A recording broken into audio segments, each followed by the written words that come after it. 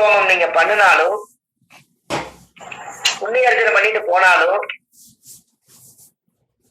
சந்தோஷம்தான். அங்க இல்ல விஷயம். நல்லா தெரிஞ்சுங்க. நல்லா வாழ்ந்து பொழைச்சவங்க, பாவங்களே செய்யாதவங்க, புண்ணியத்தை மட்டுமே நிறைஞ்சு செஞ்சவங்க, ஊருக்கே சோறு போட்டவங்க, எத்தனையோ பேர்த்துக்கு ஆசீர்வாதம் பண்ணவங்க, இந்த மனசுல ஆத்மா சுத்தமா வாழ்ந்தவங்க, அதுல யாராவது ஒருத்தர் வந்து அந்த வீட்டுல பாதம் பட்டா புனிதமாகும். அதுக்கு பேருதான் புண்ணிய தானம் என்று பொருள். எப்படி? அருமை அருமைங்க. என்னங்கய்யா? ரொம்ப அருமை சார். புனிதமாகுங்கிறது கோயில் கட்டி கும்பாபிஷேகம் பண்றீங்க, அன்னைக்கு எல்லா ஐயர்களும் வந்து பூஜை பண்ணிட்டு வெளியே போயிருவாங்க. எதுக்கு ஆதீனத்தை கூட்டிட்டு வர்றாங்க? ஆதீனம் என்பது நல்லா தெரிஞ்சுக்கங்க, யார் வந்து நான்வெஜ் சாப்பிடாம அந்த ஆத்மா சுத்தமா அந்த உடம்பு வச்சிருக்காங்களோ அவங்க கோயிலுக்குள்ள போய் பாதம் பட்டால் அந்த கோயில் புனிதமாகும். அப்ப மற்றவங்க எல்லாம் நான்வெஜ் சாப்பிடறதுனாலதான் இறப்பையில கர்ம வினை இருக்குது, கர்மா இருக்குது. கறி என்பது சாப்பிட்டா இந்த வயிற்றுக்குள்ள சுடுகாடு தோஷம் இருக்குது. அதனாலதான் முன்னோர்கள் அந்த காலத்துல ஆதீனம் எதுக்கு பேர் வச்சாங்கன்னா, அந்த காலத்துல ஆதீனமா இருக்கிறவங்க அத்தனை பேரும் கறி சாப்பிட மாட்டாங்க, இந்த ஆத்மா சுத்தமா வச்சிருப்பாங்க. அதனாலதான் அவங்க கோயிலுக்குள்ள உள்ள நுழைஞ்ச உடனே அந்த இடம் புனிதமாகி அந்த இடம் அந்த கோயிலை சுத்தி சாமி கும்பிட்டு வருவாங்க. அத சாமி கும்பிட்டு வரும் பொழுது அந்த கோயிலை சுத்தி எல்லா தெய்வத்தையும் போய் இவங்க பாதம் படும். இந்த பாதம் படும் போது அவங்களுடைய ஆத்மா புனிதமான ஆத்மாவா இருக்கிறதுனால அந்த கோயில் பூரா புனிதம் அடைஞ்சிரும். எல்லா தெய்வங்களுக்கும் சக்தி கிடைச்சிரும், பிரபஞ்சம் வாழ்த்திரும். அதனால அந்த ஆதீனத்தை கூட்டிட்டு வந்து புனிதமாக்குறது, கோயிலை புனிதமாக்குறதுக்கு காரணமே இந்த காலத்துல ஆதி காலத்துல முன்னோர்கள் பரிகாரமா வச்சிருக்காங்க. எப்படி? என்னங்க ஐயா? ரொம்ப சூப்பருங்க ஐயா. இப்ப புரியுதா?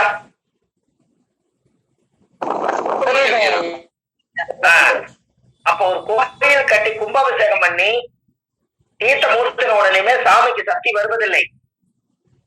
அந்த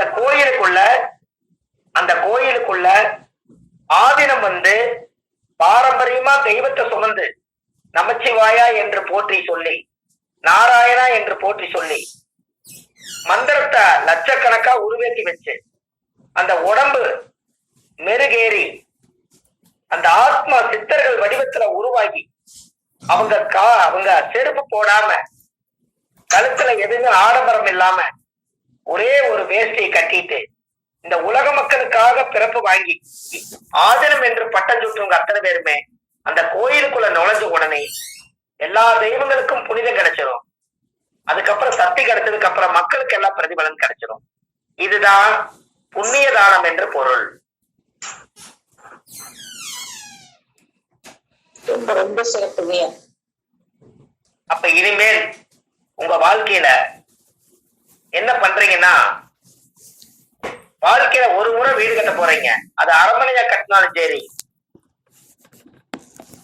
சிம்பிளா கட்டினாலும் பரவாயில்ல, உங்க மனசாட்சிக்கு திருப்தியா ஒரு நல்ல நான்வெஜ் சாப்பிடாம, கறிகள் சாப்பிடாம இந்த ஆத்மாவை சுத்தமா வச்சிருக்கிறவங்கள புண்ணிய அர்ச்சனைக்கு கூட்டிட்டு வந்து எல்லா வீட்டையும் சுத்தி பார்த்து அவங்க கையில ஒரு மஞ்சள் அரிசி வாங்கி அந்த வீட்டுல நீங்க ஒரு ஆசீர்வாத வீடு கட்டினவங்க புண்ணியர்ச்சனை பண்ணி மாலை கழுத்துமா வாங்குங்க. அந்த வீட்டுல தொட்டில் கட்டி குளத்து சத்தம் கேட்டு 16 செல்வம் பெற்று பெருவாழ்வு வாழ்வாங்க. அந்த வீட்டுல தூரி கட்டி ஆடி, ஊஞ்சல் கட்டி ஆடி, குழந்தை சத்தத்தோட செல்வத்தோட பல பேருடைய சந்தோஷத்துல அத்தனை ஆயிரங்காலத்து பயிரா அந்த வீடு வரை.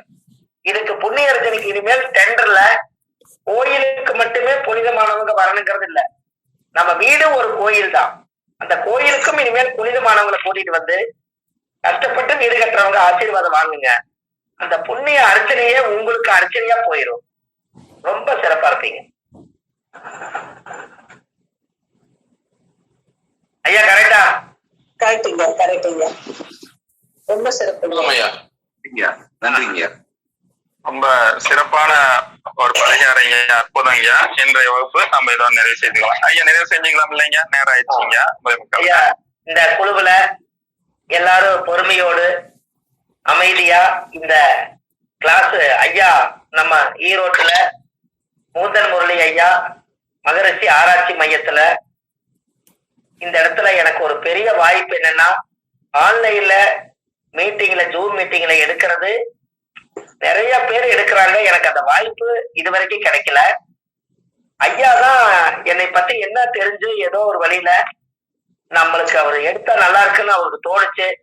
நானும் ஐயா எனக்கு தெரிஞ்சது ஏதோ என்னோட அனுபவத்துல பட்டது சொல்றேன், எடுத்து பார்ப்போம் அப்படின்னு. இன்னைக்கு 2வது கிளாஸ் வந்துருச்சு. இதுல குழுவுல எத்தனையோ பேர் முகத்தை பார்க்க முடியாதவங்க, யாரு என்னன்னே தெரியாம இப்படி ஜோசியம் சொல்லி பார்க்காமலே நம்ம ஜோதிடத்துகளை அறிஞ்சு என்னைக்காவது ஒரு நாள் நம்ம மேடையில உங்களை பார்க்கும் போது ஒரு பூரிப்பு இருக்கணும். அதுக்கு யாரும் பேர் சொல்லாம 6 மாசம் நீங்க இப்படியே தான் இருக்கணும். எப்படிங்க ஐயா? இப்படியே இருக்கிறதுனா 6 மாசம் அப்படியெல்லாம் இருக்க வேணாங்க சார். இப்படியே பாத்துக்கோங்க. அதனால என்னங்க சார் 6 மாசத்துக்கு அப்புறம் எல்லாருக்கும் வந்து ஐயாவை வந்து நம்ம உங்களெல்லாம் அறிமுகப்படுத்துவாங்க. அப்ப நீங்க எங்களுக்கு கிடைச்ச ஒரு பொக்கிஷம் இல்லையா? இந்த உலகத்துக்கு ஒரு நான் ஜோதிடரா இருந்து ஒரு 108 ஜோதிடர்கள் இந்த உலகத்துக்கு என்னுடைய கருத்தை தயார் பண்ணிட்டேன்னா இந்த உலகத்துக்கு நான் விட்டுட்டு போகக்கூடிய சொத்தை நீங்க வாங்கிட்டீங்கல்ல, அது உங்க கையில கிடைக்க போகுது. அதுக்காக சொன்னேன். ரொம்ப சந்தோஷங்க ஐயா. ரொம்ப ரொம்ப சந்தோஷம். அதுதான் அதுல வந்து நம்ம மூந்தன் முரளி ஐயாவுடைய குடும்பம் இன்னும் இப்படி ஒரு பொது சேவைகளை எடுத்து அவர் துணிஞ்சு எல்லா விஷயமும் செய்யறது எனக்கு ரொம்ப மகிழ்ச்சியா இருக்குது. இன்னமும் அவருக்கு ஆத்துமாத்துமா நிறைய பரிகாரங்களை அவருடைய கிளாஸ்லயே நிறைய சொல்லணும்னு நான் ரொம்ப ஆசை வச்சிருக்கேன். நல்லபடியா நடக்கணும். இது 2வது வெள்ளிக்கிழமை எனக்கு அந்த எண்ணம் வந்துருது. காலையில எப்பவுமே வணக்கம் போட மாட்டேன், வெள்ளிக்கிழமைன்னா ஐயாவுக்கு ஒரு வணக்கம் போட்டேன். அப்ப இன்னைக்கு கிளாஸ் தெரிஞ்சு ஒரு லிங்க் அனுப்புனாரு. ஓ அப்ப ஐயாவும் தயாராயிட்டாரு, நானும் தயாராயிட்டேன், நீங்களும் தயாராகி வந்துட்டீங்க. ஆமா, அது நீண்ட காலம் நல்லபடியா போகணும். இதுல எந்த ஒரு இதுவும் இல்ல. பாலாஜி என்ன பேச வர்றாரு? இருங்க பாலாஜி மியூட்ல. நான் இல்ல, நான் கைப்பற்றுச்சு. வணக்கம் வணக்கம் ஐயா, ரொம்ப சந்தோஷம். வணக்கம் ஐயா. நன்றி. ரொம்ப சந்தோஷம். நன்றிங்க. எல்லாம் நிறைவாகட்டும். வாழ்க வளமுடன். நன்றிங்க. நன்றி ஐயா. அடுத்த வாரம் எல்லாம் சந்திக்கிறேன் ஐயா. நன்றி ஐயா.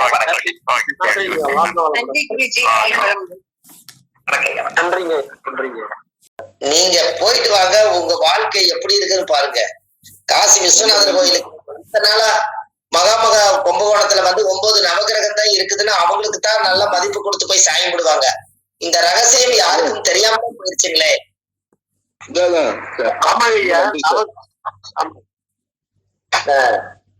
அதனால நீங்க கண்டிப்பா காசி விஸ்வநாதரை போய் நீங்க பாத்துட்டு வாங்க. உங்க வாழ்க்கையில ஒரு மிகப்பெரிய ஒரு மாற்றம் உருவாயிரும். அதுக்கு அடுத்தது மிகப்பெரிய லெவல்ல உருவாயிருவீங்க. சரிங்களா? நன்றி சார். நன்றி. சரிங்க, ரொம்ப நன்றிங்க ஐயா. நன்றி சார். நன்றி சார். நன்றி சார். ஆமா, இரவு வணக்கம் ஐயா. ஐயா நன்றிங்க ஐயா. இரவு வணக்கம் ஐயா. நன்றிங்க ஐயா. நன்றிங்க ஐயா, ரொம்ப நன்றிங்க. புதிய தகவல்லாம் கிடைச்சது. நன்றிங்க ஐயா. நன்றிங்க. சரி, ரொம்ப நன்றிங்கம்மா. நல்லபடியா பாருங்க. அடுத்த வாரம் மீண்டும் உங்களை சந்திக்கிறேன். நன்றிமா, வணக்கம். நன்றிங்க ஐயா. நன்றிங்க ஐயா. அருமைங்க ஐயா. தேங்காய் பிரசன்னம் அப்படின்னு நீங்க வச்சுக்கீங்க. தேங்காய் பிரசனம் எப்படி இவர் பார்க்க போறாரு அப்படின்னு நினைப்பாங்க. அவங்க சக்தி உள்ளவங்களா இருந்தா நான்வெஜ் சாப்பிடாம குழந்தை பிறந்த வீடு, வயசு பிறந்த வீடு, இறந்த வீட்டுக்கெல்லாம் போகாம நீ நெய்ய நிரப்பி உன்ற குழந்தைங்க உண்மையா இருந்தா நீ வீட்டுல வச்சு கும்பிட்டு பாரு சொல்லி மஞ்சள் தேய்ச்சு பொட்டுக்கந்தரை வச்சு கொடுத்துட்டு வருங்க. 48 நாள் நீ எதுக்கும் போகாம பா. குலதெய்விக்கு டெய்லி தெய்வம் தாமி உன்ற தெய்வம் வீட்டுக்கு வந்து சொல்லுங்க. மறுபடியும் அந்த 48 நாள் கிளம்பி தேங்காய் கொண்டு வந்தாங்கன்னா நீங்களும் குளிச்சுட்டு சூரிய நமஸ்காரம் பண்ணி உங்களுக்கு தகுந்த மாதிரி அந்த தேங்காயை உடைங்க. எப்படி உடைச்சாலும் பகவானுடைய அனுகிரகத்துலதான் உடையும். அது உடைச்ச உடனே அந்த நெய் வந்து அப்படி கெட்டியா புட்டு மாதிரி இருந்துச்சுன்னா அவங்க குலதெய்வத்தினுடைய புண்ணியத்தை சேர்த்திட்டாங்க. நீங்க தைரியமா சொல்லுங்க, குலதெய்வம் வீட்டுக்குள்ள வந்தாச்சுன்னே சொல்லிருங்க. அதுக்கு மேல அந்த பஞ்சபூதம் கண்டிப்பா கண்டிப்பாங்க ஐயா. இதுக்கு பேர் தேங்காய் பிரசனம் நீங்க வச்சுக்கீங்க, அவ்வளவுதான்.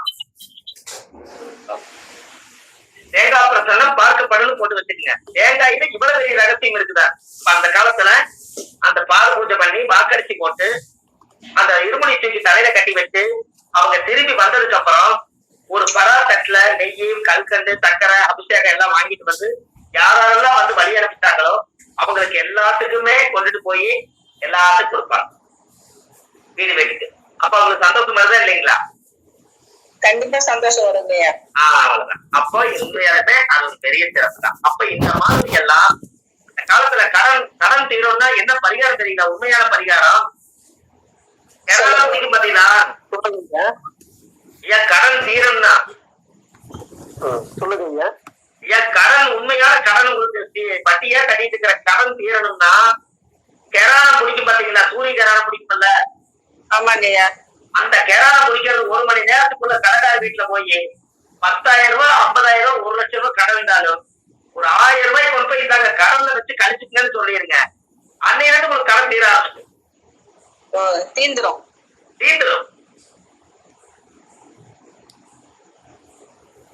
சரிங்க. உங்களுக்கு புரியல? புரியுதுங்க ஐயா, எனக்கு புரியுது. அதாவது நல்லா பாத்துங்க.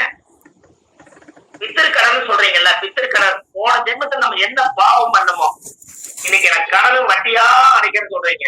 அப்ப பித்திருக்கடன் எல்லாமே ராகி இதெல்லாம் பாட்டு பாடி வருதா? ஆமாங்க. இந்த சூரியனுங்கிறது நம்ம அப்பா செஞ்ச கடனா?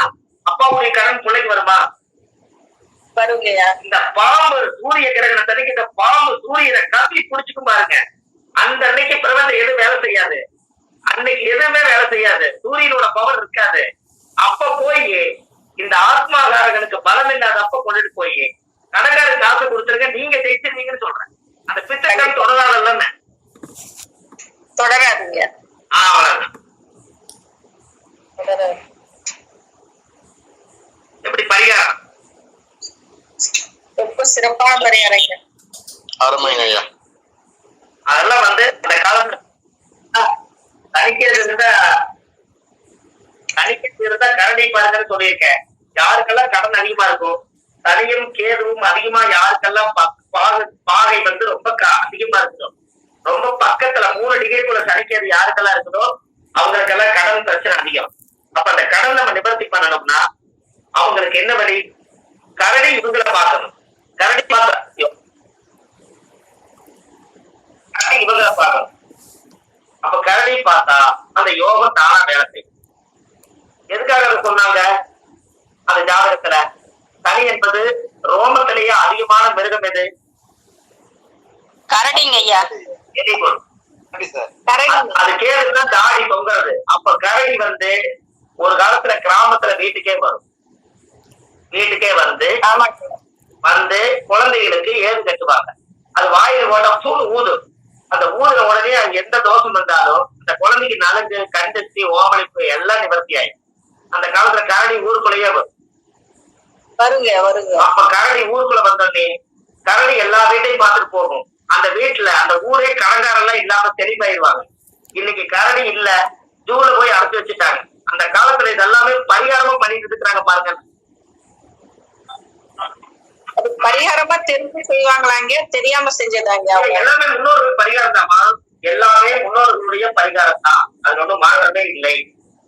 சரிங்க சரி ஐயா. எல்லாம் அந்த காலத்துல அவர் எந்திரம் கட்டினாரு. ஒரு குழந்தைக்கு வந்து நலங்கு தோசை நீங்குதுன்னா அவர் எந்திரம் கட்டி அந்த கரடி வாயில இருந்து ஊதி அந்த குழந்தை கட்டி விட்டா நல்லா போகுது. அப்ப அவர் ஏன் எந்திரம் கட்டுறாரு? அவர்கிட்ட இருக்கிற சக்தியிலே செய்யலாமே. அதே கரடி வாயில போடுறாருங்க. அது சரிங்க. அப்ப கரடி வாயில போட்டா அந்த தோசை நிவர்த்தியாரு. அதனாலதான் கரடி நடந்து போன மண் இருக்குது பாருங்க, அதை எடுத்து நீங்க வீட்டுல கட்டினீங்கன்னா கடன் தோசை நிவர்த்தி ஆயிடும். எப்படி நீங்க மனுஷனோட பாதத்தை எடுத்து சுத்தி போடுறீங்க, அது போல கரடி நடந்து போன பாதம் இருக்கும். அந்த பாதத்தை மண் எடுத்து வீட்டுல கட்டி வச்சீங்கன்னா கடன் ஒரு துளி இருக்காது. எப்படி 4 பாதம் மண் எடுக்கணுமாங்க? இல்ல ஒரு பாதத்தை 1 எடுத்தாலே போதுங்கம்மா. அவர் பாதம் ஓ புரியுதுங்களா? அப்படி நம்ம நீங்க எப்பவுமே தானம் மாசத்துல ஒரு நாள் அம்மா ஜோசியரா இருக்கிறவங்க மத்தவங்க எல்லாம் வந்து தானமும் தர்மமும் மாசத்துல அமாவாசை பௌர்ணமிக்கு அன்னதானம் போட்டுருங்க. உங்க கர்மம் கழிய ஆரம்பிச்சிடும். கண்டிப்பா இதை செஞ்சுட்டு வாங்க. சரிங்க ஐயா. காசு வந்தா 100 ரூபாய் சம்பாதிச்சா 2 ரூபாய் தர்மம் பண்ணணும்னு சொல்லிக்கிறாங்க. அந்த 2ஐயும் சேர்த்து நீங்களே சோப்புல வச்சுக்கிட்டு நம்ம இன்றைய கூலி 4 உழைச்சு காசு அவருக்கு கொடுப்போம்னு நினைச்சிட்டு இருக்கிறாங்க. நல்லா பாருங்க. தனம் அப்படின்னு உங்களுக்கு வந்துருச்சுன்னா தனம் அப்படின்னு வந்துருச்சு, அதுக்கு எப்படி எழுதுவீங்க? தனம்னு எழுதுவீங்க. சரி, அந்த தா பக்கத்துல ஒரு காலம் வச்சீங்கன்னா என்னமா மாறிடும்? தானம். தானமும் மாறிடுங்க ஐயா. அப்ப தானம் வந்தா தானம் பண்ணணுமா? நீங்க தனம் வந்தால் தானம் செய்யும். தனம் வந்தா தானம் பண்ணணும்ல. என்ன சேர்த்து வச்சுட்டு அது என்ன ஆகும்? கண்டிப்பா தனம் தானம். அப்ப தனம் வந்து தானமா மாத்தணும். அப்ப தனம் வந்துருச்சுன்னா தானமா மாத்தணும். அவ்வளவுதான். எல்லாத்துலயும் வார்த்தை இருக்குதுங்கம்மா. தவம் சிவம். அந்த சாவம் மேல சுழிச்சுட்டே இருந்தா சவம் சீவம். சிவம். அவ்வளவுதான். சிவன் சிவம் தவம். அந்த சாதா அதை சுழிச்சா சிவம், அதை சுழுக்கினா தவம். அப்போ ஒரு நாள் நம்ம என்னைக்கு இருந்தாலும் சிவன் கிட்ட மோட்சம் அடைய போறோம். போகும்போது அவர் கேட்பாரு, எத்தனை புண்ணியம் பண்ணிட்டு வந்தீங்கன்னா அந்த ரெக்கார்டு புண்ணியம் கேட்பாரு. அதனால தவம் ஆகாதுக்கு முன்னாடி சிவ பூஜை பண்றதுக்காக தர்மம் பண்ணுறது. சரி சரி சரி. தர்மம்ங்கிறது கர்மங்கிறது இந்த காவம் வந்து சுழிச்சு விட்டா தர்மம், அந்த விட்டா கர்மம் எல்லாமே அங்கதான் அடைக்கும். அதனால தனம் தானம். அதனால சொன்னாங்க. அதனால தனம் தரும் கல்வி தரும் ஒரு நாளும் தலைவரியா மனம் தருந்து பாடும் போதே தனம் தரும் கல்வி தரும். தனம் வந்து பாதி வாங்கிட்டீங்க, தானம் எப்போது செய்யறீங்கன்னு தானே கேள்வி. ஆமாங்க. அதனாலதான் 10ஆம் பாவம் தான். அன்னதானம் எத்தனாம் பாவம் வருதுங்க? அன்னதானம் 10ல வருது. அன்னதானம் 10ஆம் பாவம். அப்ப 10ஆம் பாவம் தொழில் அன்னதானம் போட்டீங்கன்னா தொழில் நல்லா இருக்குமா நல்லா இருக்காதா? நல்லா வருங்க. நல்லா இருக்குங்க. நீங்க 10ஆம் பாவத்தை இயக்கிறதுனா 10ஆம் பாவத்துல ஜீவனம் கர்மா மட்டும் 2 சொல்லிருவீங்க. 10ஆம் பாவம் தான் அன்னதானம் இல்லைங்களா? 10ஆம் பாவம். அப்ப நீங்க தான் 10ஆம் பாவத்தை பலப்படுத்துங்க. என்னங்கம்மா? ரொம்ப சந்தோஷங்கம்மா. 10 மணி ஆக போகுது. இன்னைக்கு பரிகாரம் எப்படிமா? இன்னைக்கு கிளாஸ் எப்படி இருந்ததுங்கம்மா? ரொம்ப ரொம்ப அருமையா இருந்ததுங்க ஐயா. நிறைய விஷயம் நாங்க கத்துக்கிட்டோங்க ஐயா. ரொம்ப ரொம்ப நன்றிங்க ஐயா. அருமை ஐயா. ரொம்ப சந்தோஷங்க ஐயா. அடுத்த வெள்ளிக்கிழமை அன்னைக்கு இரவு 8 மணில இருந்து 9:30 மணி வரைக்கும் நம்ம 9:30 மணி சொல்றோம், 10 மணி ஆயிடுது. அது பேச பேச சுவையான வார்த்தைகள் கிடைக்கிறதுனால நேர காலம் போறது தெரியறது இல்லைங்க. கண்டிப்பாங்க. ஆமா. ஐயா உங்களுக்கு ஒண்ணே ஒண்ணு கேட்கலாமாங்க ஐயா? சொல்லுங்கம்மா. ஐயா உங்களோட ஆன்லைன் கிளாஸ் நான் இது வரைக்கும் 5 கிளாஸ் அட்டெண்ட் பண்ணிருக்கேன். ஆனா உங்களோட கிளாஸ் அட்டெண்ட் பண்ணா மட்டும் என்னோட ப்ளூடூத் வந்து பிரச்சனையாவே இருக்கு. அது என்னன்னு எனக்கு புரியவே மாட்டேங்குதுங்க ஐயா. அப்படிங்களா? புதன் தகவல் தொடர்பு புதன் தானேம்மா உங்களுக்கு பிரச்சனை? ஆமாங்க ஐயா. சரிங்கம்மா. புதன் எங்க இருக்குதுங்க? புதன் வந்து துலாத்துல இருக்குங்க ஐயா. சுவாமி நட்சத்திரம். லக்னத்துக்கு ராகு புதன். நீங்க இன்னொரு பண்ணுங்கம்மா. நீங்க ப்ளூடூத் வாங்கி திருவாதிரை சுவாதி சதய நட்சத்திரத்தன்னைக்கு வேற ஒருத்தருக்கு நீங்க தானம் பண்ணுங்க. இந்த கர்மா முதல் போகுது, அதுக்கப்புறம் நீ வாங்கி மறுபடியும் ஒரு போட்டு. சரிங்க ஐயா. ஓகேங்க ஐயா. கண்டிப்பா நம்ம பிரச்சனை வந்து நம்மளே வச்சுக்கிறதுனாலதான். நம்ம ஒரு தானம் கொடுத்துட்டா, நானே ஒரு குழந்தைக்கு மெமரி லாஸ் ஆயிடுச்சு, மெமரி லாஸ் சொன்னாங்க. செல்போன்ல 32 GB மெமரியை கழட்டி அது இருக்கிறது எல்லாத்தையுமே கொண்டு போய் ஒருத்தருக்கு தானமா கொடுங்க எல்லாத்தையும் சேவ் பண்ணி வச்சுட்டு ஒரு 32 GB இன்னொருத்தர் கொடுத்துட்டாங்க. புது மெமரி வந்து போட்டாங்க. இதுக்கப்புறம் அந்த குழந்தைக்கு வந்து தைரியமா 6 மாசம் எனக்கு பிரச்சனை இல்லைங்க, நல்லா படிப்புங்கிறது செல்போன்ல வேலை முடிச்சு. நன்றிங்க 5 புதன் தானே? 5 புதன் தானே?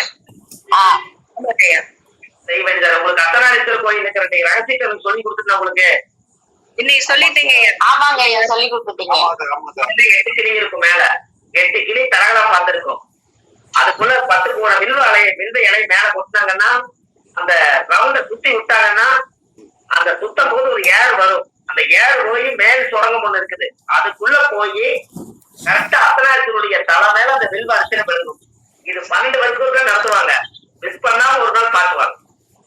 ஐயா அந்த ராகு திசை புத்தி அந்தரம் நடக்கும்போது 1.5 மணி நேரம் ராகு காலம் ஐயா இல்ல எந்த காலங்க ஐயா? 1.5 மணி நேரம் ராகுகால் நடக்கிறதுனாலதான் நீங்க சதய நட்சத்திர கோயில் என்னைக்குமே 1.5 மணி நேரம் கோயில் இருக்கணும். யாருமே எப்பவுமே காளகஸ்தி, திருநாகேஸ்வரம், திருப்பாம்புரம், இந்த மாதிரி அர்த்தநாரீஸ்வரர் கோயில் இதெல்லாமே ராகுகாலம் எத்தனை மணி நேரமா? 1.5 மணி நேரம். 1.5 மணி நேரம் நீங்க அந்த காலத்துல இருக்கும். 1.5 மணி நேரம் வேலை செய்யும். ராகு காலத்துல அந்த கோயில் இருக்கணுமா ஐயா? ராகு காலத்துல இருந்தா நல்லதானுங்கம்மா. ஏன்னா ஒண்ணு சேர்ந்துக்குமல்ல. ஏன்னா ஒண்ணு சேர்ந்துருமல்லங்க. பாம்பின் கால் பாம்பறியும். பாம்பு கால் இல்லைங்கிறது நமக்கு தெரியாது, இன்னொரு அது எப்படி போகுதுன்னு தெரியாது. ஆனா பாம்பு கால் இல்லைங்கிறது இன்னொரு பாம்புக்கு தெரியுமல்லங்க. கண்டிப்பாங்க. ஆமா, அதனால உங்களுக்கு ரொம்ப சந்தோஷங்க ஐயா. அடுத்த பதிவுல உங்களுக்கு நான் சந்திக்கிறேன். நன்றி. மணி 10 ஐயா. நான் திரும்ப உங்களுக்கு அடுத்த பதிவுல உங்களை சந்திக்கிறேன். நன்றிங்க ஐயா. இந்த குப்பமேனி தாய அம்மிக்கல் மேல போடலாமா? அந்த அதுக்கு போடலாங்க, அதுக்கு போடலாம். அந்த நட்சத்திரக்காரர் தான் போடணுங்கிறது கிடையாது. சரிங்க ஐயா. அதுக்கு நீங்க போடுங்க. உங்களுக்கு வந்து அதுக்கு ஆயிரி நட்சத்திரத்துல பிறந்திருக்கிறவங்க குப்பமேனி தலையிலிருந்து ஒரு வேறு, அந்த வேறு தோண்டி வரும். அதை எடுத்து அந்த வேறு முறியாம ஃபுல்லா ஆழமா தோண்டி அழுங்காம அதை எடுத்து அந்த வேற எல்லாத்தையும் சுருட்டி ஒரு சின்ன எந்திரத்துல போட்டு நீங்க இடுப்புல கட்டிட்டா ஆயிரி நட்சத்திரத்தினுடைய மூலிகை கூடவே உங்களோட வரும். உங்களுக்கு நல்லது நடக்கும்.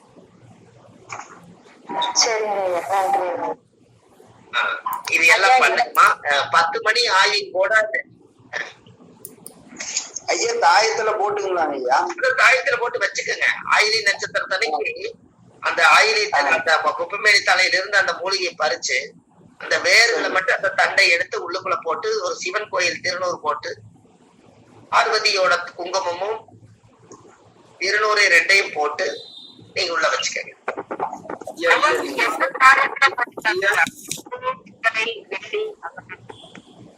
அம்மா அது குடிக்கல தானே போடுறீங்க, அது எந்திரத்துல போட்டுக்கலாமே. இன்னைக்கு காலையில இருக்கிறவங்க எதுல வேணா போட்டுக்கலாங்க. வெள்ளிச்சத்து என்னங்கம்மா ஒரு 500 ரூபாய் வரும் வெள்ளிச்சத்து, அவ்வளவுதான். அதுக்குள்ள போட்டு குழந்தைகளுக்கும் கூட கட்டி விடலாம். இன்னும் சொல்ல போனா அந்த ஆயிலி நட்சத்திரத்தன்னைக்கு அந்த மூலிகை போய் அவங்க சுத்திட்டு வந்து மஞ்சள் தண்ணி ஊத்திட்டு வந்தா போறகாரி இன்னும் சிறப்பா இருக்கும். இன்னைக்கு தாங்க ஒரு 4 குப்பைமணி வேரோட ஃபர்ஸ்ட் வந்து நீங்க வீட்டுல வச்சுக்கிறீங்க, நிழல்ல ஊத்தி காய வச்சுக்கிறீங்க. பாருங்க இன்னைக்கு இதை வச்சு நான் சொல்ல போறேன். இன்னைக்கு என்ன நட்சத்திரங்க ஐயா?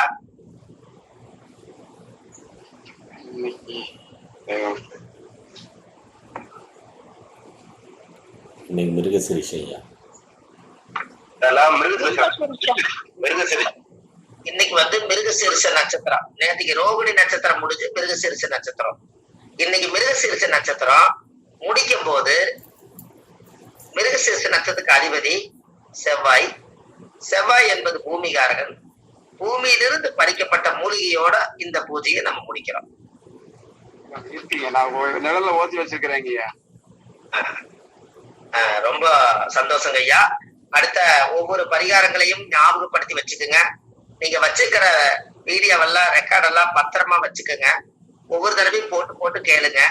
இந்த சுவையான வார்த்தைகளை எல்லாம் ரொம்ப சேகரிச்சு வைங்க. ஒரு நாள் நானே உங்ககிட்ட கேட்க வேண்டியது வரும், ஏதாவது மிஸ் ஆயிட்டா. இத்தனையும் மக்களுக்கு போய் சேர வேண்டிய சொத்து அது. ஜோதிடம் மக்களுக்கு போய் கரெக்டா கொண்டு போய் சேர்த்துடலாமா? கேக்குறாங்க ஐயா. அமைப்பு போட்டு எடுத்துட்டு போட்டுன்னு வேலை உங்களுக்கு கேட்டுறோம் ஐயா. டெய்லி கேட்டுறீங்க ஐயா. இந்த ஆயுத நட்சத்திரக்காரங்க மட்டும்தான் அந்த தாயத்தை போடணுமா ஐயா? அவங்களுக்கு தான் அது பொருந்துங்க, மத்தவங்க அதை எடுத்துக்க முடியாது. வேணா ஒருத்தர் வேற ஆயில வந்து தாராபலன் அடிப்படையில நல்ல நட்சத்திரம் ஒருத்தர் போடலாங்க. காசு வர்றவங்க யாரு போடலாம்னா பூச நட்சத்திரக்காரர் போட்டா காசு வரும். 2வது நட்சத்திரம் ஆயிலியமா வருது இல்லங்கம்மா? ஆமாங்க ஐயா. அப்ப 2ஆம் தாரை இயக்குறீங்கல்ல ஆயிலியம், ஆயிலியம் குப்பமேனி தலை தானே? ஆமாங்க ஐயா. பூச நட்சத்திரக்காரர்களுக்கு ஆயிலி நட்சத்திரம் வந்து உங்களுக்கு காசு வரும் அல்லவா? குப்பமேனி தலை வீட்டுல வளர்த்துனா ஆமாங்க. வளர்த்த சொல்லுங்க, அவங்களும் ஒரு அமௌண்ட் சம்பாரிச்சு மக்களுக்கு ஏதோ ஒரு அன்னதானம் பண்ணிட்டு. சரிங்க ஐயா. ஐயா, அந்த காலத்துல வந்து இப்போ வந்து சில பேர் வந்து அம்மிக்கல்லு, ஆட்டுக்கல்லுக்கெல்லாம் வெள்ளிக்கிழமை எல்லாம் வந்து குங்கும மஞ்சள் வச்சு வழிபடுவாங்க. அப்போ ஆயிலக்காரங்க மட்டும்தான் செய்யணுமா, இல்ல அதே மாதிரி எல்லாருமே செய்யலாமாங்க ஐயா? அம்மா, நீங்க எல்லாருமே செய்யணும். கார்த்திகை விளக்கு வைக்கும் போது அம்மிக்கு ஒரு கல்லு வச்சாங்களா இல்லையா அந்த காலத்துல? ஆமாங்க ஐயா. ஆமாங்க ஐயா. அம்மிக்கு ஒரு விளக்கு வச்சாங்களா இல்லைங்களா? ஆமாங்க ஐயா. அது ஏன் அந்த காலத்துல வச்சாங்க? ஆட்டுக்கல் கூட வைப்பாங்க, அம்மிக்கல் கூட வைப்பாங்க. ஏன் அப்படின்னா, நோய் இல்லாம வாழ்றதுக்கு எத்தனையோ மூலிகைகள் எல்லாம் போட்டு ஆட்டுன்னு ஆட்டி அரைச்சு கொடுத்த வயிற்றுக்கு அந்த ஆட்டுக்கல்லு வந்து நம்ம வயிற்ற காப்பாத்துறதே அந்த ஆட்டுக்கல்லு அம்மிக்கல்லு தான். கரெக்டுங்களா? ஆமாங்க ஐயா. அவங்களுக்கு ஒரு நன்றி சொல்றதுக்காகத்தான் கார்த்திகை ஜோதி அன்னைக்கு ஆட்டாங்களுக்கு ஒரு விளக்கும் அம்மிக்கலுக்கு ஒரு விளக்கும் அந்த காலத்துல முன்னோர்கள் அதை வைப்பாங்க. அப்போ அதுலயும் பாருங்க, ஆட்டுக்கல்லுல வந்து குழவி மேல சுத்துது, ஆட்டுக்கல்லு வந்து பலமா உட்கார்ந்து இருக்குது. அதுல இடது கையில தான் முதல்ல ஆட்டுவாங்க, வலது கையில ஆட்ட மாட்டாங்க. கரெக்டுங்களா? ஆமாங்க ஐயா. ஆமாங்க ஐயா. தள்ளி விடுவாங்க, ஒரு கையில ஆட்டுவாங்க. கரெக்டுங்களா? கரெக்டுங்க ஐயா. அப்ப இந்த இடத்துல எல்லா நவதானியத்தையும் அரைச்சிருச்சு, இரும்பு மட்டும் அரைக்கல. அதான உங்களுக்கு ஒரு கேள்வி. ஆமாங்க ஐயா. அதுக்கு ஒரு ஐடியா வேணும்ல. இரும்பு மட்டும் அரைக்கல, எல்லாத்தையும் அரைச்சிருச்சு ஆட்டுக்கல்லு அம்மிக்கல்லு. ஆனா இரும்பை மட்டும் அரைக்கல. அப்ப 8 கிரகம் தான் வேலை செய்யுது, ஒரு கிரகம் வேலை செய்யல நீங்க நினைச்சிட்டு இருந்தீங்க. அது வந்து உங்களுக்கு இரும்பு மட்டும் அரைக்கல, ஆனா இரும்பு அரைக்குதாங்கிறது உங்களுக்கு தெரியணும் இல்லையா? ஆமாங்க. அதாவது கல்லு நல்லா தேஞ்சு போச்சுன்னா, கல்லு கொத்துறது வந்து கல்லு கொத்துறவங்க ஊருக்குள்ள வருவாங்க, கல்லு கொத்துறதோ கல்லு கத்து அப்படின்னு வருவாங்க. அவர் சுத்திலும் வச்சிருப்பாரு. அந்த இரும்பு எடுத்து போய் அந்த கல்லு கொத்திட்டு போவாரு. அப்ப இரும்பு பட்டுதா? அப்ப 9 கிரகம் வேலை செய்தா? ஆமாங்க ஐயா. இப்ப சந்தேகம் தீர்ந்துரும். நன்றிங்க ஐயா. கண்டிப்பாங்க. 9 கிரகமே 8 கிரகத்தை அரைச்சிருச்சு. சரினா இரும்பு. அது எப்படி ஆட்டுக்கல் அரைக்கின்னு விஞ்ஞானத்துல யாராவது கேட்டு நீங்க வந்து மாட்டிட்டு முழிக்க கூடாது. அப்பவும் நம்ம இதை சொல்றதுக்கு இன்னொரு வார்த்தை தயாரா வச்சிருக்கணும். சுத்தியில வச்சிருப்பாரு, உளி வச்சிருப்பாரு. ஒரு சின்ன ஒரு ஊரியா பையில போட்டு 1 ரூபாய் 2 ரூபாய்க்கு வீடு வீடா கல்லு கொத்தி அவர் ஜீவனம் பண்ணுவார். அவரோட வேலையே என்னன்னா, மாவாட்டி எல்லாம் கல்லெல்லாம் தேஞ்சு நழுன்னு போச்சுன்னா அறப்படாது. அப்ப கல்லு கொத்துறவங்க மாசத்துக்கு ஒரு முறை அந்த ஊருக்குள்ள வருவாங்க. அவங்கள கூப்பிட்டு இரும்புங்கிறது சனி போட்டு கல்லு கொத்தி வச்சிருப்பாங்க. 1 மணி நேரத்துல ஆட்டி எடுக்கக்கூடிய பொருள், 1 மணி நேரத்துல ஆட்டி எடுக்கிற பொருள் 1/2 மணி நேரத்துல ஆட்டி எடுத்துருவீங்க. அதுக்கு இரும்புதான் காரணம். பாத்துக்கங்க, இரும்புதான் புதுப்பிக்குது. அதனாலதான் அந்த காலத்துல அந்த காலத்துல வந்து இரும்பு வந்து அடிக்கடி கொத்து பண்ணி அவங்க மாவாட்டி சாப்பிட்டதுனாலதான் அவங்களுக்கு ஆயுள் பலத்துக்கு உண்டானவர் சனி பகவான் உங்களோட உணவுலையும் அவர் தொடர்ந்து சப்போர்ட் பண்ணதுனாலதான் நம்ம சாப்பிட்டு உயிர் வாழ்றதுக்கு சனி பகவானே காரணம். ஜீவனக்காரன் என்னங்கய்யா?